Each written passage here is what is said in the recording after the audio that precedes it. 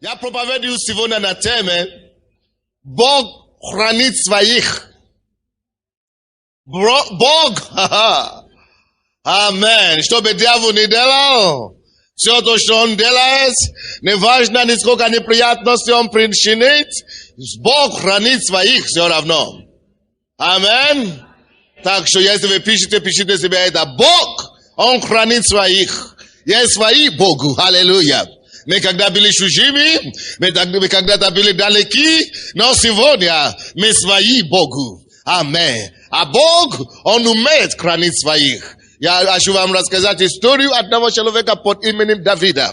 Аминь. Он был гонимый врагом, и в этом данном случае имя этого врага Саул. Он был простым врагом. Он был противным врагом, не просто потому, что он был враг, но потому, что он был и сильным врагом. Если у тебя есть враг, сосед, который беднее тебя, хуже тебя, слабее тебя, это не очень большой враг. Но если против тебя целое государство, целая армия, тогда ты знаешь, что у тебя настоящему враг. Аллилуйя. Против Давида выступил Саул. Саул был президентом страны. Он был главнокомандующий израильского государства. И он сражался против этого беспомощного молодого 19-летнего Давида. Но слава Богу, что есть Кремлина 8, или где написано Кремлина 8:31, что если Бог за нас, то против нас. Аминь. Если Бог за Давида 19-летний, он может прогонить полка чужих. Он может даже прогонить полка целых стран и государств. Аллилуйя. Поэтому откройте со мной, пожалуйста, первая книга Царств. Первая книга Царств. Первая книга Царств. 19 глава. Мы будем читать 18 стиха по 24 стихи. 18 по 24 стихи. Если вы имеете Библию, откройте со мной. Если нет, внимательно слушайте. И убежал Давид из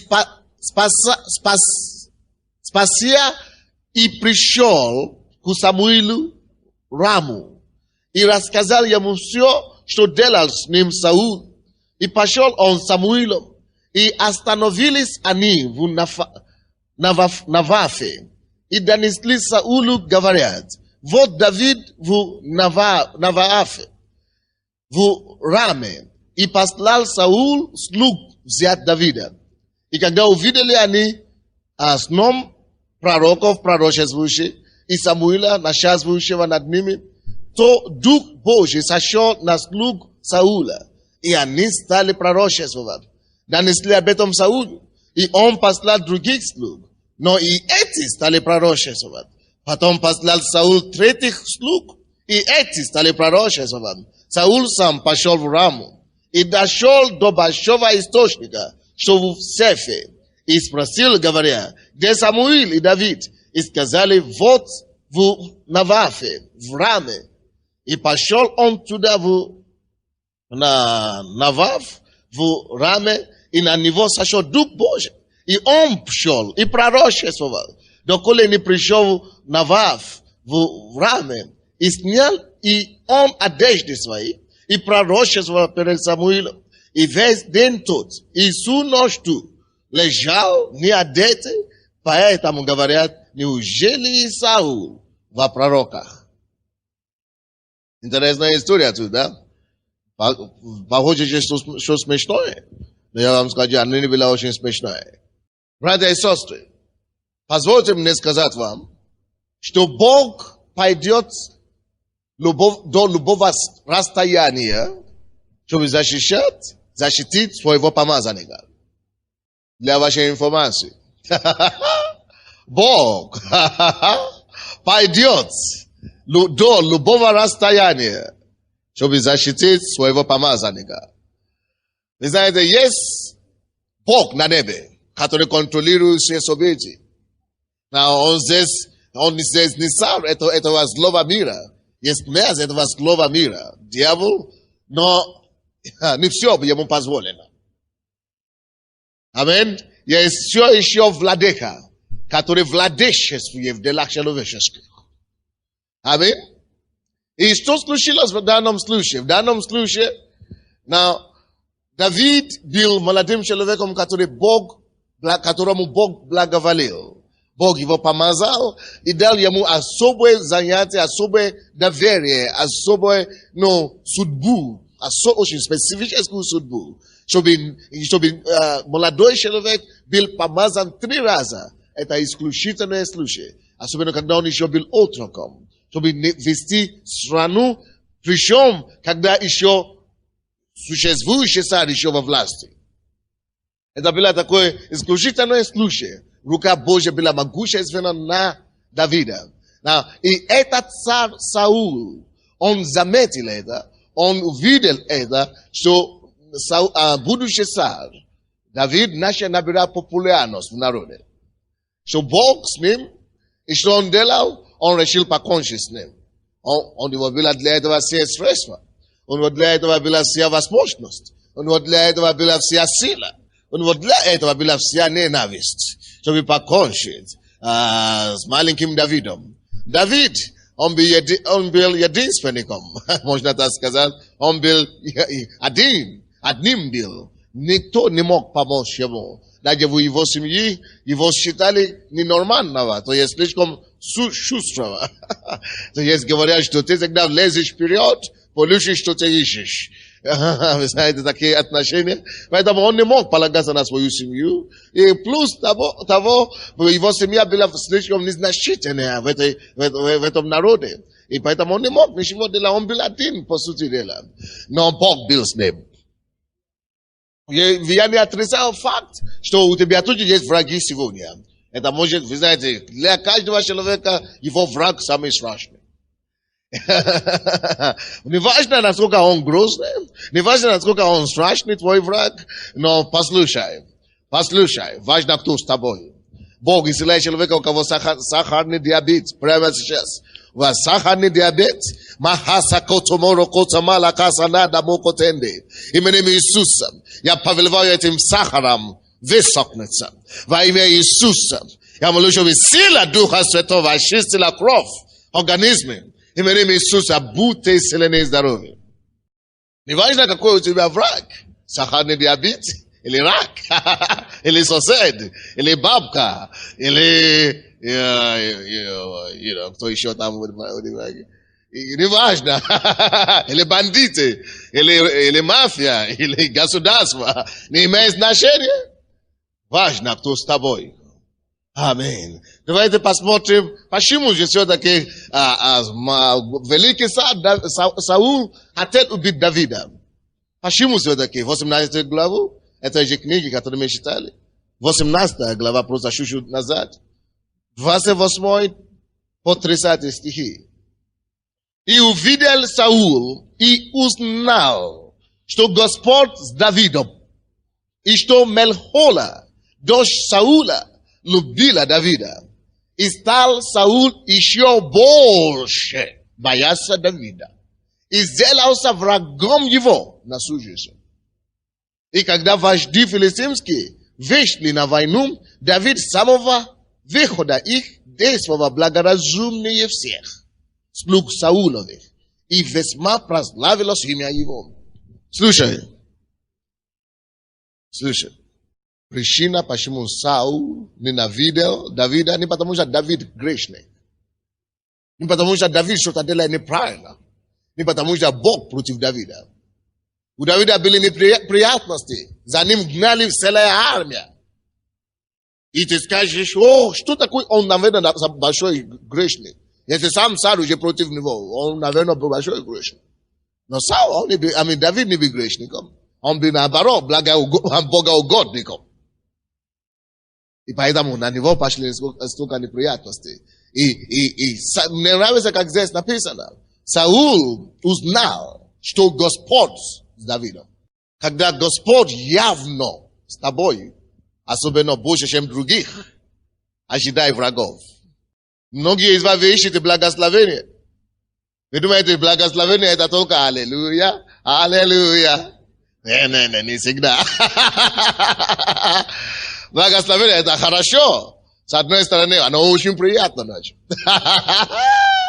Но когда ты, допустим, Давид, Божья рука Божья была видна на тебе, больше, чем Саула.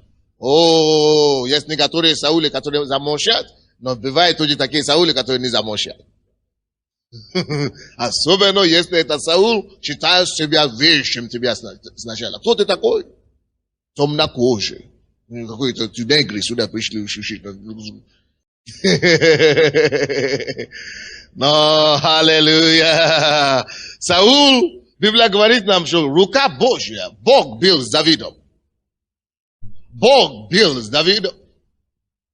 И Саул, Бог оставил Саула. Бог не был с ним. Бог был с ним, может быть, но не так настолько, как с Давидом. Потому что его время подходило к концу. Он не угодил Богу, как Давид угодил Богу. И это первая причина. Пиши себе. Когда рука Божья на тебе, когда Бог на твоей стороне, дьявол найдет свою армию, своих сторонников, которые будут против тебя. И жди это, и это норма, что ты не все угождаешь на 100%. Если ты все угождаешь, ты не угождаешь Богу. Но если ты будешь угождать Богу, ты кого-то будет обижать. Ты слышите меня? Кто-нибудь заметил, что Бог есть истина? И если ты будешь на стороне Бога, значит, ты будешь говорить истину все время. И если ты будешь говорить истину, то не будет догадываться, что есть люди, которые не любят слышать истину. Может быть, ты тоже не любишь очень много истины слышать. Потому что истина постигает или покушает на твою плоть. Ты говоришь, какое у него право? Влезет в мою личную жизнь. Влезет в мое личное дело. Влезет в ту сферу жизни, которая ему не позволена. Слушай, истина, она всегда так поступает. Не потому что истина плохая, потому что она слишком хорошая. Аминь. То же самое здесь. Да Бог был с Давидом. Саул это знал, и это была одна из причин, почему он хотел его убить. Вторая причина, почему он хотел его убить, дождь. Дождь его, этого Саула, царя, влюбился. Неугодника, или как можно сказать, царя. Но это даже не самая большая проблема. Это не если бы только дождь царя, он бы только ее запретил, не влез. Это не самая большая проблема. Он мог бы просто так поставить свою дочку на место. Но помните женщин израильских? Это была самая большая проблема. И среди этих женщин, которые влюбились, может, кто-то не помнит. Помните, когда они шли с войны против этого Голиафа, да? Женщины, такие творения. Ой-ой-ой. Хорошие. Аминь. Женщины, вы знаете, они начали петь. Вы знаете, как женщины любят петь и веселиться. Когда женщины запели, они допели до того, что начали сравнивать этого Саула, царя, с Давидом, молодого, вообще, отрока. И видите, что они сказали? Сказали, что это Давид, он прогнал 10 тысяч войска, других армий, победил на 10 тысяч, а Саул, то есть сам царь, победил только на 1000. Слушай, на целые 10 головы выше, чем царя. Ой-ой, это неприятно. Особенно, если ты царь. Особенно, когда ты царь, что кто-нибудь из твоих граждане, вообще твои граждане должны быть твои собственность. Так считалось тогда. Тут я прославляю его выше царя. Видите, с этой истории мы обнаружили, что не только дочь Саула влюбилась в этого Давида, вообще масса женщин с общества. Женщины уже пели пользу Давида. Они влюбились в Давида. И тут они добрались до моего дома. Они добрались до дворца Давида, Саула. Поэтому он Уже его популярность дошла до моего дома. Я же сам, и он успел увести мою дочку за собой. Все, я прикончишь окончательно. Но это уже точно. Поэтому и написано там, что не то, что он только так, когда эта девушка влюбилась, что он начал только ненавидеть. Нет, посмотрите, 29. И стал Саул еще больше бояться и сделался врагом Давида. То есть, это просто уже последняя, как говорю, капля, которая заполнит чашку, или как мы говорим. То есть, уже была ненависть раньше. Он уже боялся его раньше, когда эти женщины пели и так далее. Но когда это опять уже дошло до его собственного дома, его дочка, натурально, которую уже он сам родил, уже пошел за Давида, он говорит, что, и поэтому он начал еще больше ненавидеть и бояться. Слушайте, бояться и ненавидеть. Когда ты слишком популярный, это тоже ты становишься хорошим кандидатом или кандидатом для ненависти. От чего у людей бывают враги? Я уже сказал первое, когда Бог за тобой, когда рука Божья с тобой, у тебя появляются враги. Вторая причина, когда люди любят тебя, когда ты любимый у народа, когда ты пользуешься уважением среди людей. Ты можешь привлекать не у всех уважение, не у всех любовь. У кое-кого будет ненависть, и страх, и боязнь. Так что готовься для таких случаев, поворот. И это нормальные вещи. Просто успокойся и говори, что Бог в контроле. Знаешь, что Бог, который дал тебе милость, Бог, который с тобой, Он силен тебя защитить и тебя провести через всякую любую ситуацию. Третья причина, почему почему враги нашлись на Давида. Это то, что мы читали последние стихи, там 30 или какой. Что и когда они шли на войну против филистимлян, против врагов их, они шли против врагов. И все должны обрадоваться, что Давид такой умный, и что он лучше всех поступал. Но наоборот, потому что из-за того, что Давид разумнее всех поступал на войне против даже врагов, это была еще одна причина, почему люди возненавидели его.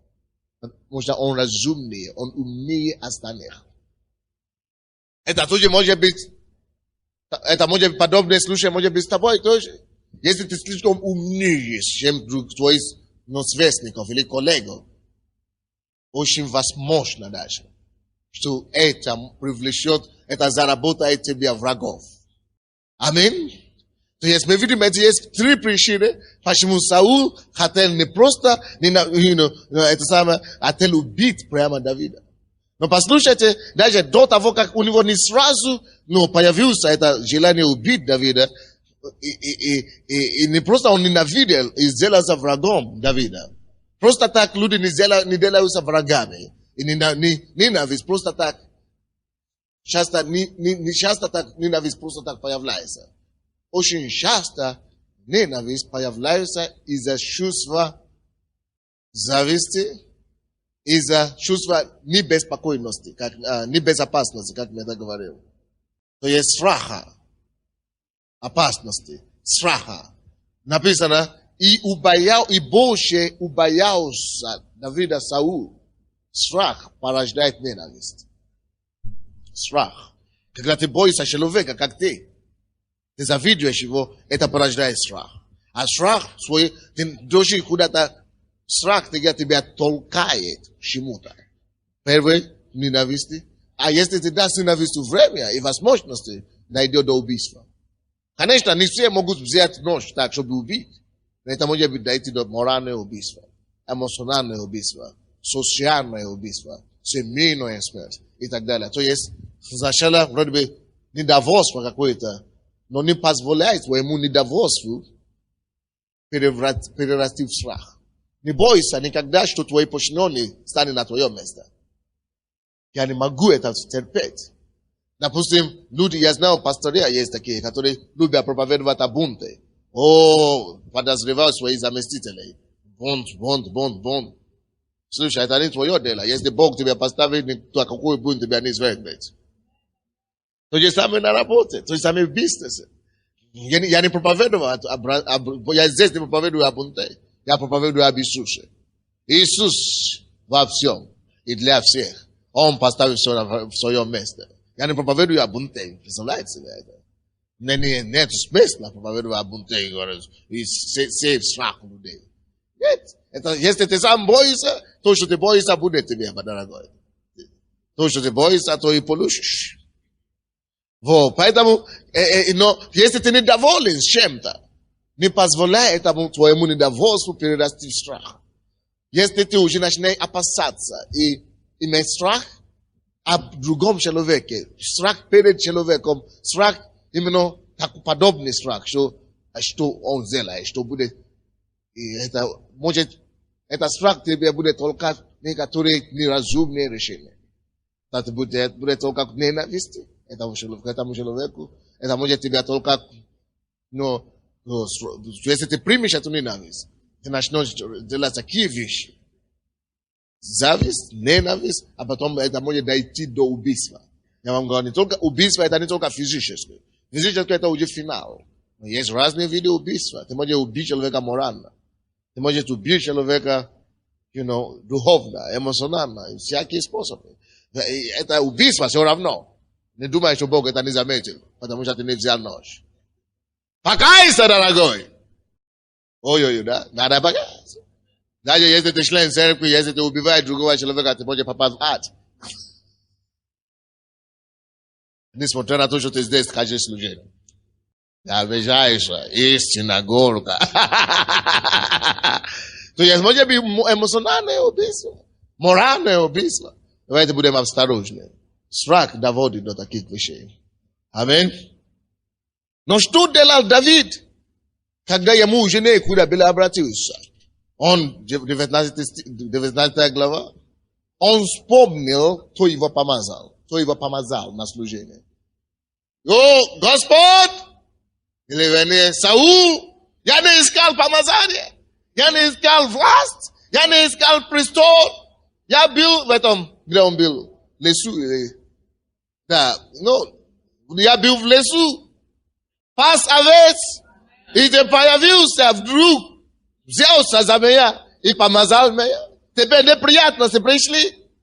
Когда твои неприятности приходят, потому что Бог за тебя больше, чем за других, вспомни, кто за тебя.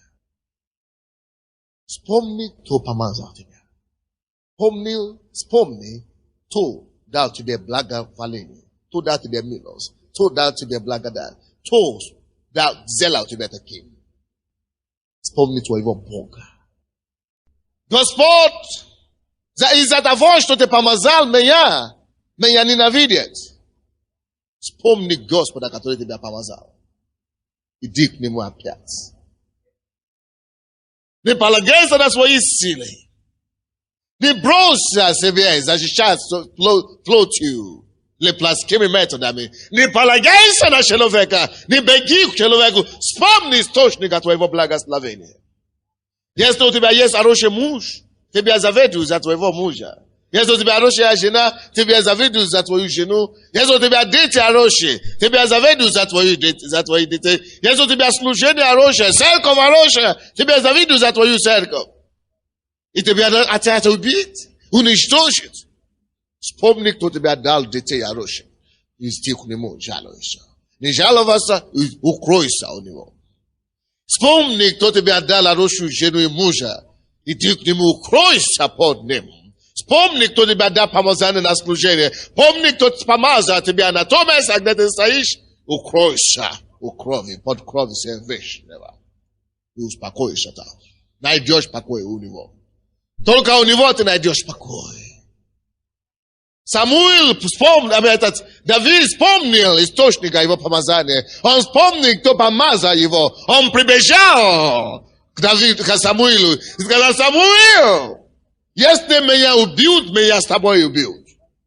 Потому что я не искал помазания, это ты меня помазал. Возьми меня, защити, или мы вместе умрем. Правильно. Аминь. И что Бог сделал? Бог знал, что это не Самуил помазал этого человека на самом деле. Бог знал, что это он послал Самуила туда, чтобы помазать Давида. Поэтому Бог берет ответственность за действие Самуила. Вы знаете, это страшно. Есть люди, которые донесли, посмотрите, в этом 19 глава, 19 стих, и донесли Саулу, говорят, вот Давид в Навафе, в Раме. Есть люди, нашли люди. Может быть, даже среди его окружения, среди окружения Давида, среди его соратников, среди его друзей, или среди друзей того же Самуила, нашлись люди, либо от Давида, либо от Самуила, которые донесли, знаете до кого? До врага, который хотел убить Давида. Донесли до Саула, где Давид скрывался. Не расстраивайся, даже если у тебя будет такой случай. В воскресенье мы слышали, что один брат подошел к одному брату нашему и говорит, что мне делать? Мне предлагают деньги, большие суммы, чтобы свидетельствовать против церкви, пастора. Большие суммы предлагают, что мне делать? Слава Богу, что он не согласился. Но, может быть, найдется человек, который согласится. Даже если найдутся, я не буду расстраиваться. Серьезно? Есть поколение Иуды. Аминь. И есть даже у Давида нашлись, которые донесли. Есть люди, которые доносят. Но кто из вас знает, что случилось с Иудой? Он не просто повесился. Он получил только что то, что он заработал. Он получил только что он заработал через информацию. Почему он передал? Он хотел получить что-то, его деньги. Он получил эти серебряники и не съел оттуда, не кушал оттуда. Не успел. То, ради чего ты передаешь или продаешь помазанника, ты не вкусишь это. Это не я говорю, написано.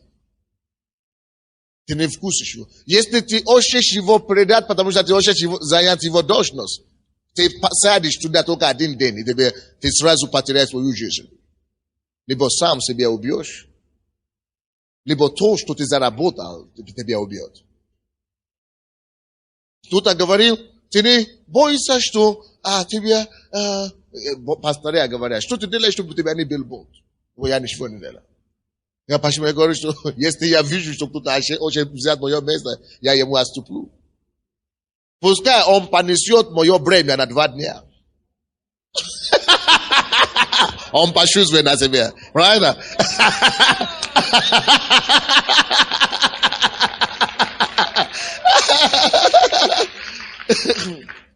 Спросил моего водителя. То, что я ношу как пастор этой церкви, моя обязанность, пускай он понесет на 1 неделю, на 1 неделю хватит. Он сам убежит. Поэтому зачем не боишься?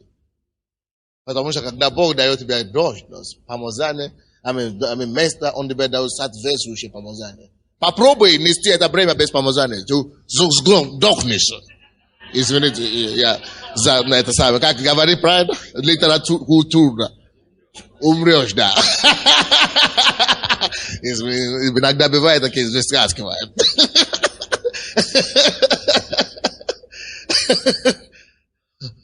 Аминь.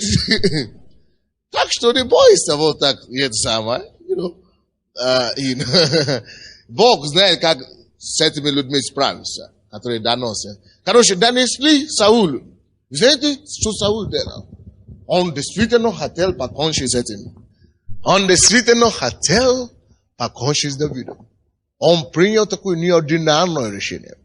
Видишь, он сделал? Полку, или как мы говорим, послал. Полка послал армию. Как, батальон, скажем. Меньше батальона, как полка, да? Рота послал.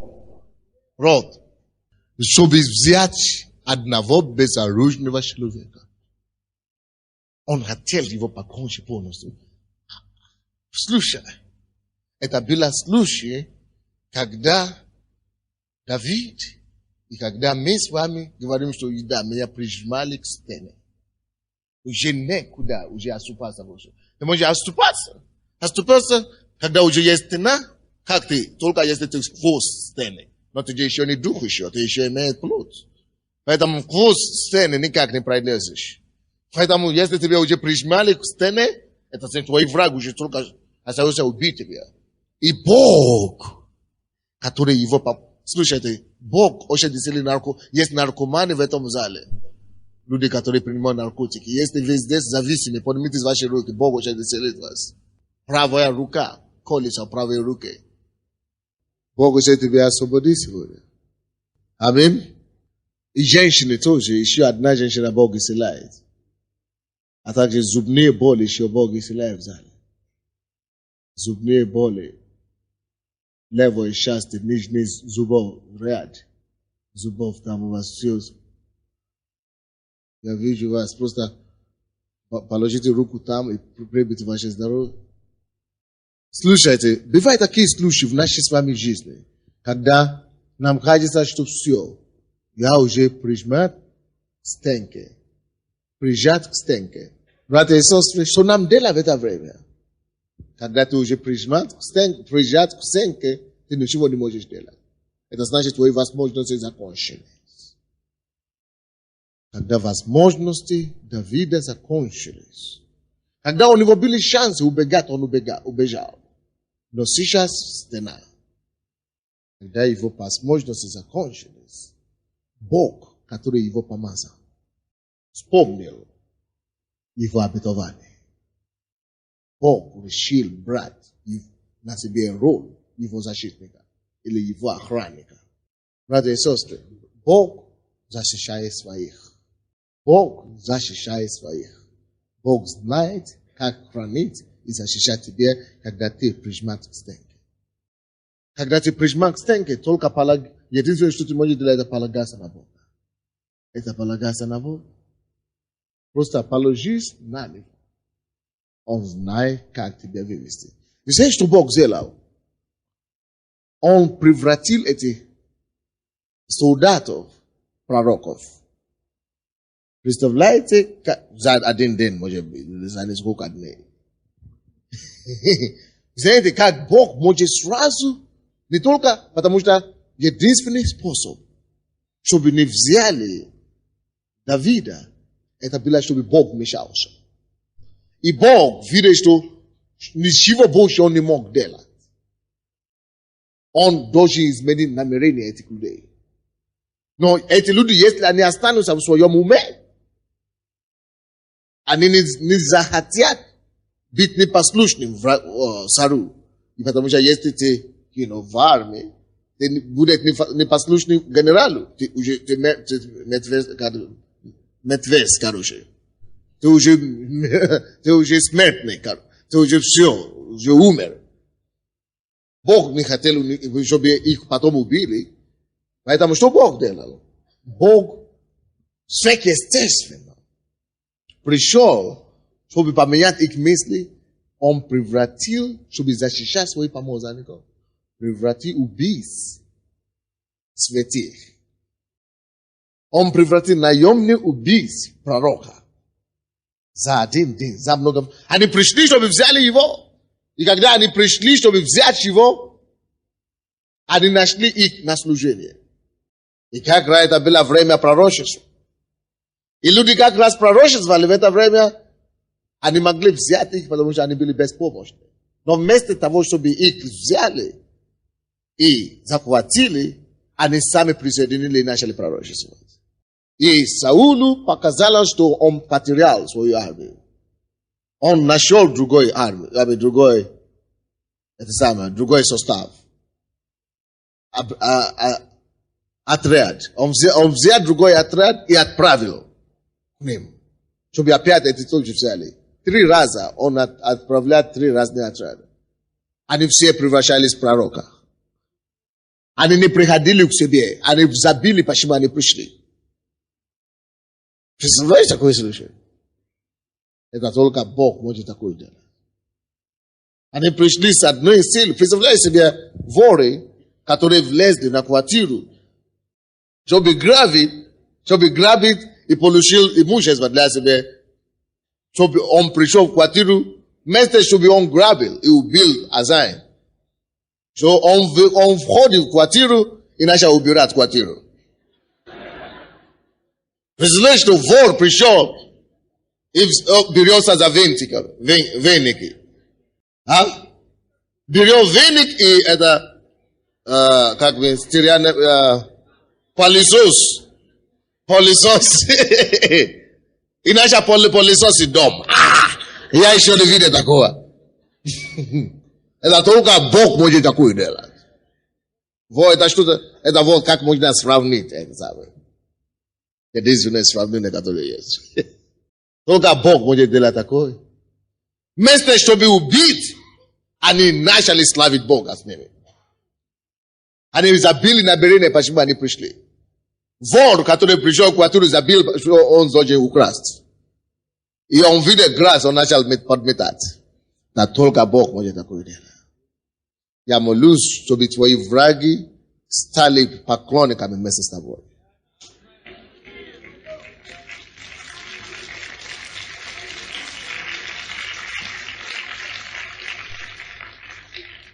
Три раза он послал этих людей. И 3 раза они стали пророчествовать. Поэтому он обиделся, он говорит, хорошо, сам. Я сам командующий, главный командующий. Он говорит, я сам возьму их. Они же безоружие. И сам царь, президент страны, оделся в оружие всякое. Пошел, чтобы взять безоружие 2 людей. Когда он сам пришел, у него было еще хуже. Он еще даже не дошел туда, он уже начал пророчествовать. Потому что у него больше гнев был. У него больше настрой был. Поэтому Бог очень быстро заранее досрочно изменил этот настрой. До того, как даже он дошел до этого дома. Поэтому, когда он уже шел на дороге, люди уже говорят, а что с ним? Он тоже что, пророк? Он тоже что, стал прихожанином этой церкви. Мы послали его, чтобы убить их. Мы послали его, чтобы делать им вред. Но он превратился в один из них. Даже сам. Когда он очнулся, когда он проснулся, когда он уже пришел в свой разум, Давид уже давно ушел. Вот что Бог делает. Братья и сестры, Бог найдет способы, которые ты даже свои большие фантазии, самые большие фантазии не придумаешь. Ты даже не додумаешься до этого, чтобы защищать тебя, если ты будешь полагаться на него. Братья и сестры, то, что ты имеешь, дано тебе от Бога. Ничего человек не может получить, если ему не будет дано от Бога. Ничего человек не может иметь, если ему не будет дано с неба. Полагайся на хозяина, на того, кто дал тебе это. Полагайся на него. Полагайся на него. Полагайся на него. И он тебя избавит. Когда ты встанешь, помни, уповай на Господа.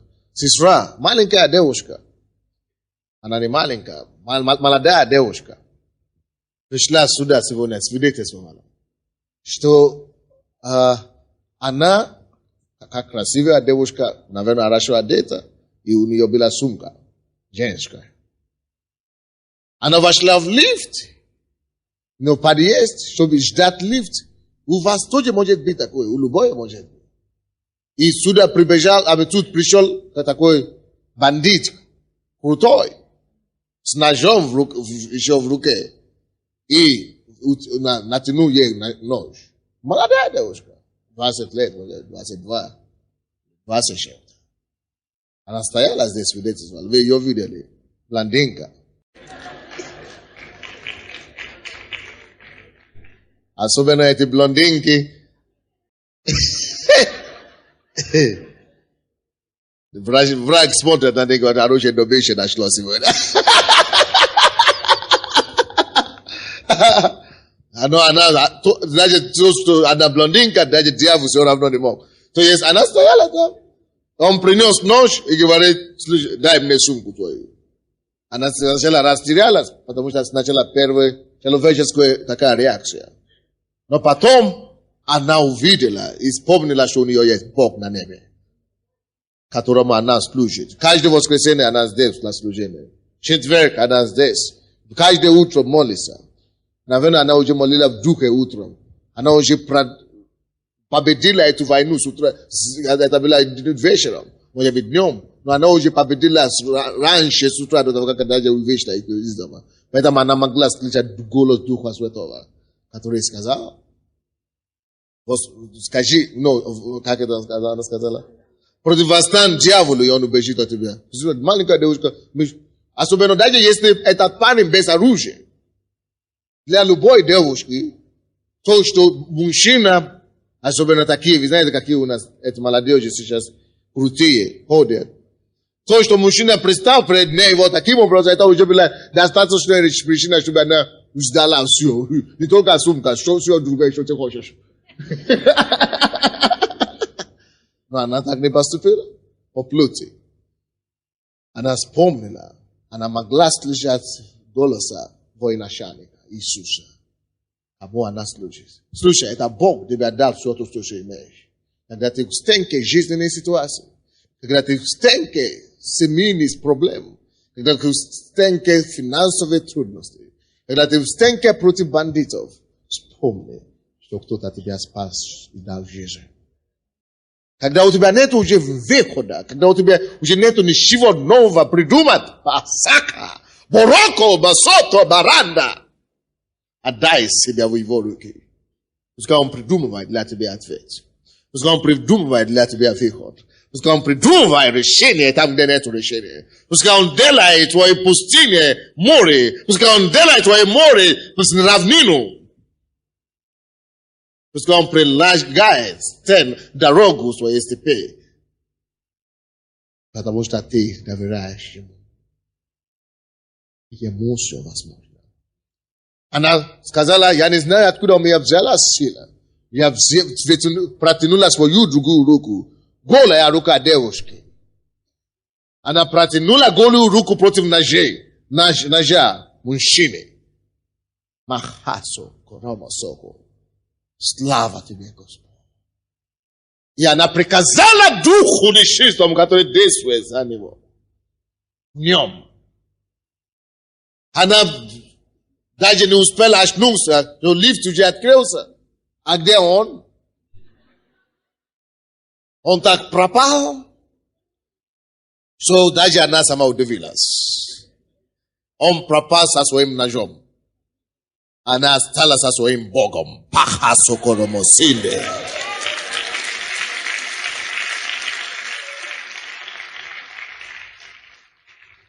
С Богом ты можешь быть защищенным. С Богом ты можешь быть победителем. С Богом. Давай я покажу тебе одно место еще.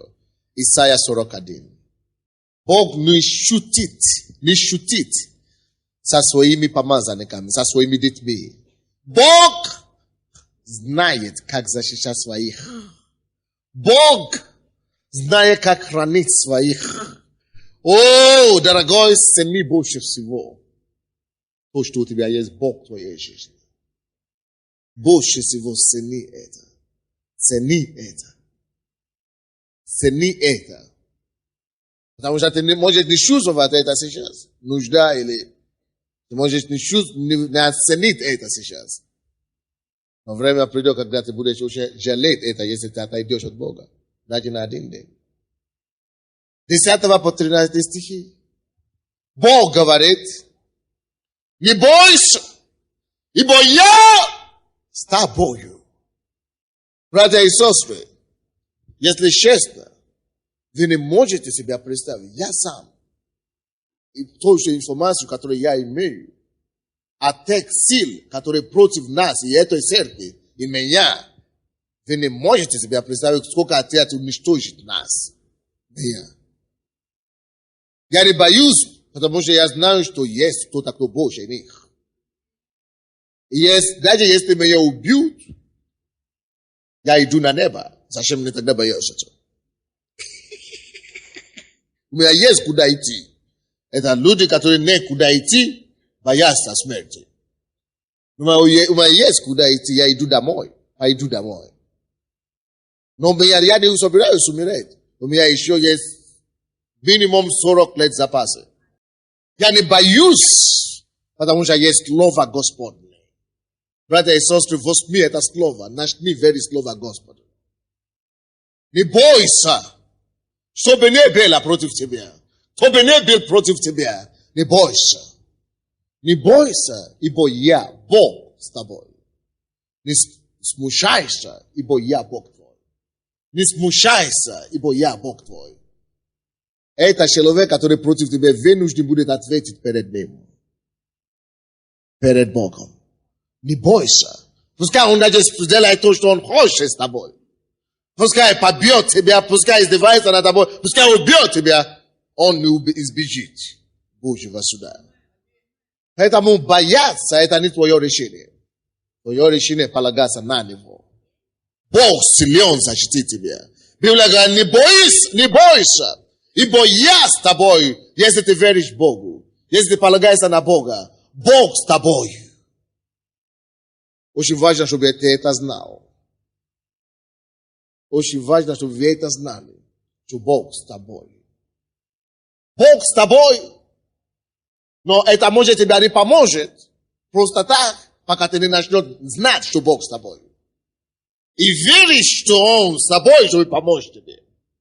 Что Он с тобой, Он не против тебя. Что Он с тобой, чтобы избавить тебя. Что Он с тобой, чтобы хранить тебя. Бог не пришел к тебе для каникулы. На каникулы или для развлечения. Он с тобой для цели. Для конкретной цели. Знаешь, что Бог с тобой. И Библия говорит, не бойся. Бог с тобой, не бойся. Не смущайся, тоже Библия говорит. Не смущайся, ибо я Бог твой. Бог говорит, не смущайся, ибо я Бог твой. Я развиваю это в себе, как можно больше, чтобы в любой ситуации не смущаться и не бояться. Как апостолы. Они попадали в тюрьму, они не смущались, не боялись, они славили и пели. И бросали, били камнями. Они даже тогда и прославляли Господа. Где наша вера? Чтобы верить, как они верят в Бога. Они не роптали, что Бог где-то бил. Они сказали, что это честь, нести несчастье для Него. А те, которые гоняли их, они отдали их в руки Божьи. И один из них, Савел, или Павел покаялся и стал Павлом. Не бойся, ибо я с тобой. Не смущайся, ибо я Бог твой. Я укреплю тебя. Как тебя зовут? Надежда? Тамара? Наталья? Надя? Владимир? Как бы тебя ни звали, Библия говорит, я укреплю тебя. Я с тобой. Я укреплю тебя. Слушай голос Господа, говорящий тебе это. Я с тобой. Я укреплю тебя. И помогу тебе. И поддержу тебя правой рукой правды моей. Бог обещает поддерживать нас. Бог обещает подкрепить нас. Если ты падаешь, Бог подкрепит тебя. Если ты ослабился, Бог поддержит тебя. Поэтому только не бойся и не смущайся. Он с тобой. Вот, в стыде и в посрамлении останутся все. В стыде и посрамлении останутся все, кто против тебя. Почему они останутся так? Потому что Бог с тобой. Знаете, если тебя уберут, они не останутся. Вот просто так. Они останутся в стыде и посрамлении. Потому что Бог избавит тебя. Тебя не уберут.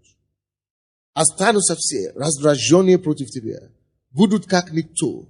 И погибнут, препирающиеся с тобой. Слушай, это опасно постигаться на твою жизнь. Как мы говорим, постигаться. Постигаться на свою жизнь. Это опасно. Потому что всякий, Библия говорит, кто против тебя погибнет. Это смерть. Они играют с огнем. Они играют со смертью. Препирающиеся с тобой погибнут. Будешь искать их и не найдешь их, потому что Бог уберет их. Враждающие против тебя, борющиеся с тобою будут как никто, совершенно никто. Ибо я, Господь Бог твой, держу тебя за правую руку твою. Говорю тебе, не бойся, я помогаю тебе. Вы это поняли? Не бойся. Бог твой, Спаситель твой, поможет тебе. Он знает, как сделать и превратить убийц пророка и святых. Я хочу, чтобы мы с вами помолились сегодня. Чтобы мы отдали все наших врагов Богу. Чтобы мы укрепились в Боге. И чтобы мы сказали, Господь, я полагаюсь на Тебя. Только на Тебя я полагаюсь. Ты разберись с теми, которые препираются против меня. Разберись с теми, которые препарируются против нас. Разберись. Сделай с ними то, что ты сделал с Саулом. Сделай со мной, что ты сделал с Давидом. Ты хочешь може стать, ты хочешь може сидя, но давайте будем молиться. Отдай свою беду Господу. Поверни твое лицо. Если ты плачешь, поверни твое лицо от твоих врагов. Не позволь им видеть твои слезы. Поверни твои слезы к Богу. Пускай Господь утешит тебя. Не бойся, Библия говорит. Скажи Богу твоими словами. Господь принимал решение не бояться. Больше не буду бояться. Не бойся врагов. Я с тобой. Благодари его, что он с тобой. Славь его.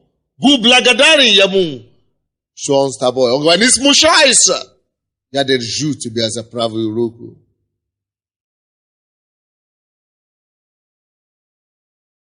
Поговори с Богом. Скажи, ты веришь ему.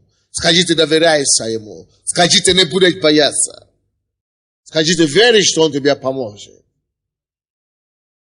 Он говорит, я укреплю тебя. Помогу тебе. Поддержу тебе.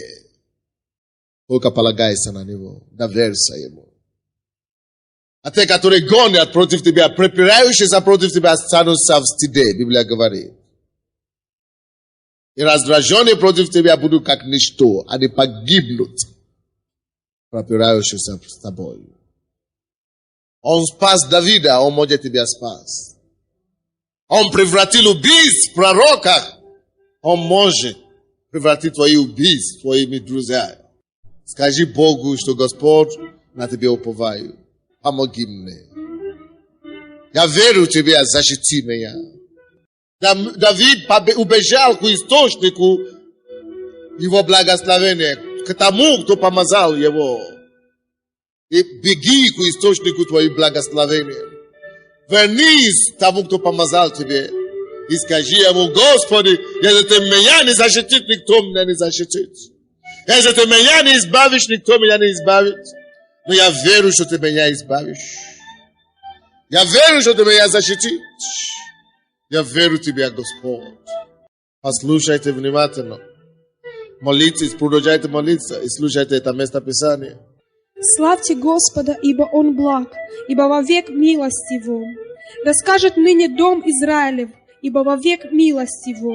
Да скажет ныне дом Ааронов, ибо вовек милость Его. Да скажут ныне боящиеся Господа, ибо вовек милость Его. Вовек милость Господа, славь Его, скажи Ему, Господь, я буду славить Тебя, я буду благодарить Тебя, потому что вовек милость Твоя ко мне. Я переживу Твою милость, я буду жить Твоей милости, Ты пошлешь мне Твою милость, ибо вовек милость Твою. Благодари Господа, что вовек милость Его. Ты переживешь эту милость в этой твоей ситуации, в этом твоем положении. Бог пошлет Тебя милость, и Он избавит тебя. Из тесноты воззвал я к Господу, и Он услышал меня, и на пространное место вывел меня Господь. Господь за меня, не устрашусь. Что сделает мне человек? Скажи это Богу. Господь, я знаю, Ты за меня. Как церковь, давайте скажем, Господь, мы знаем, что Ты за нас. Что сделает против нас человек? Мы не устрашимся, Господь. Господь мне помощник, буду смотреть на врагов моих. Лучше уповать на Господа, нежели надеяться на человека. Лучше уповать на Господа, нежели надеяться на князей. Все народы окружили меня, но именем Господним я не зложил их. Обступили меня, окружили меня, но именем Господним я не зложил их. Окружили меня, как пчелы, и угасли, как огонь в терне. Именем Господним я не зложил их. Сильно толкнули меня, чтоб я упал, но Господь поддержал меня. Господь сила моя и песнь, Он соделался моим спасением. О, Господь соделается Твоей силою, Твоим спасением, Твоим щитом. Скажи, Господь, Ты моя щит, Ты мой щит, Ты моя опора, Ты моя защита. Голос радости и спасения в жилищах праведников. Десница Господня творит силу. Десница Господня высока. Десница Господня творит силу. Бог это сделает. Ты положи на Бога, Господа. Он сотворит это, Он сделает это. Не умру, но буду жить и возвещать дела Господни. Строго наказал меня Господь, но смерти не предал меня. Отворите мне врата правды, войду в них, прославлю Господа. Вот врата Господа, праведные войдут в них. Славлю Тебя, что Ты услышал меня и соделался моим спасением. Слава Тебе, Господь. Камень, который отвергли строители, соделался главой угла. Это от Господа и есть дивно в очах наших. Ты будешь главою твоего строения. Ты будешь главою здания. Ты будешь главным камнем. Тебя не отвергнут. Бог тебя не даст отвергаться. Бог тебя не даст в обиду. Бог тебя не даст над тобой победить твои враги. Ты устоишь и ты преодолеешь во имя Иисуса. Этот день сотворил Господь. Возрадуемся и возвеселимся в Он. Слава Тебе, Господь! О Господи, спаси же! О Господи, поспешествуй же! Да, Господь! Благословен грядущий во имя Господне. Благословляем вас из дома Господня. Бог Господь и осиял нас. Вяжите вервями жертву, ведите к рогам жертвенника. Ты, Бог мой, буду славить Тебя. Ты, Бог мой, буду превозносить Да, Тебя. Иисус! Славьте Господа, ибо Он благ, ибо вовек милость Его. Слава Тебе, Господь! Мы славим Тебя, Господь, ибо Ты благ нам, ибо вовек милость Твоя, Господь. Слава Тебе, Господь! О, Басака Таморike Сея, молитесь Сыном Духа. Благодарите Господа за Его спасение, за Его милость, которая бесконечна. Мы благодарим Тебя, Господь. О, Мосеке Тарамахаса Донджоя. Мы поклоняемся Тебе, Господь. О, мы славим Тебя, что Ты есть наше спасение. Ты есть наше спасение, Господь. Ты есть наше спасение, Господь. Ты есть наш искупитель. Слава Тебе, Господь. Мы поклоняемся Тебе. Мы благодарим Тебя за наших врагов, за наши неприятелей. Господь, мы благодарим Тебя, что Ты берешь их под свою защиту. Ты, Господь, работаешь над ними, Господь. Ты избавишь нас от врагов, Господь. Ты прославишь Твое имя в нас и через нас. Твое имя прославится. Тебе слава, Господь. Во имя Иисуса Христа. И весь народ сказал, дайте Богу славу.